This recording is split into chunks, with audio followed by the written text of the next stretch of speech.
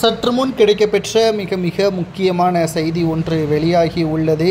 எடப்பாடி பழனிசாமி அவர்களது வலது கையாக இருக்கக்கூடிய முன்னாள் அமைச்சர் ஜெயக்குமாரால் வந்த பிரச்சினைதான் செங்கோட்டையன் நடத்திய நிகழ்ச்சியில் மோதல் ஏற்பட்டதும், அதிமுகவில் செங்கோட்டையன் அவர்களை ஓரம் கட்ட வைத்ததும் ஜெயக்குமார் அவர்களால் தான் என்ற தகவல் தற்பொழுது வெளியாகியுள்ளது.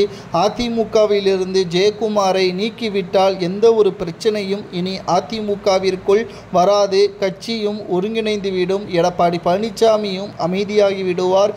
எடப்பாடி பழனிசாமியை தூண்டிவிடக்கூடிய நபராக ஜெயக்குமார் அவர்கள் இருக்கிறார். நேற்று கூட அனைத்திந்திய கூட்டம் நடைபெற்ற பொழுது அதிமுக சார்பாக ஜெயக்குமார் தான் கலந்து கொண்டார். தற்பொழுது அதிமுகவில் இருக்கக்கூடிய பிரச்சனைகளுக்கு அனைத்திலும் எடப்பாடி பழனிசாமி அவர்களது வலதுகையாக இருக்கக்கூடிய ஜெயக்குமாரே காரணம் என்ற தகவலை நம்மால் பார்க்க முடிகிறது.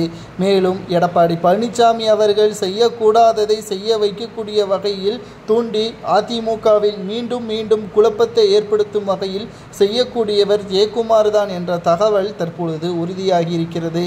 ஒரு பக்கம் பாஜக அதிமுகவுடன் கூட்டணி வைக்க வேண்டும் என்று செங்கோட்டையன், வேலுமணி, தங்கமணி கூறி வரக்கூடிய நிலையில் ஜெயக்குமார் மட்டும் நான் தோல்வியடைந்தது கடந்த 2021 சட்டமன்ற தேர்தலில் ஜெயக்குமார் போட்டியிட்ட இடத்தில் பாஜகவிற்கு எதிராக இருந்ததன் காரணமாகத்தான் அப்பகுதியில் ஜெயக்குமார் தோல்வியடைந்ததை மனதில் வைத்துக்கொண்டு அதிமுகவுடன் கூட்டணியே வேண்டாம் என்று தற்பொழுது வரை உறுதியாக எடப்பாடி பழனிசாமி அவர்களுக்கு அழுத்தத்தை கொடுத்து வருகிறார். இதனால் முன்னாள் அமைச்சர்களுக்கும் ஜெயக்குமார் அவர்கள் அதிமுகவில் இவ்வாறு செயல்படுவது சுத்தமாக பிடிக்கவில்லை என்ற தகவலையும் நம்மால் பார்க்க முடிகிறது.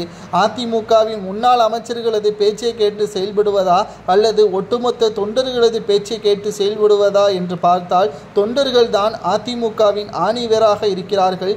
அவர்கள் களத்தில் இறங்கி வேலை செய்தால் மட்டும்தான் அதிமுக மிகப்பெரிய ஒரு வெற்றியையும் நமது எதிரியாக இருக்கக்கூடிய திமுகவை அடியோடு ஒழிக்க முடியும் என்பதையும் முன்னாள் அமைச்சராக இருக்கக்கூடிய செங்கோட்டையன், வேலுமணி, தங்கமணி இவர்கள் எடப்பாடியிடம் தெரிவித்திருக்கிறார்கள்.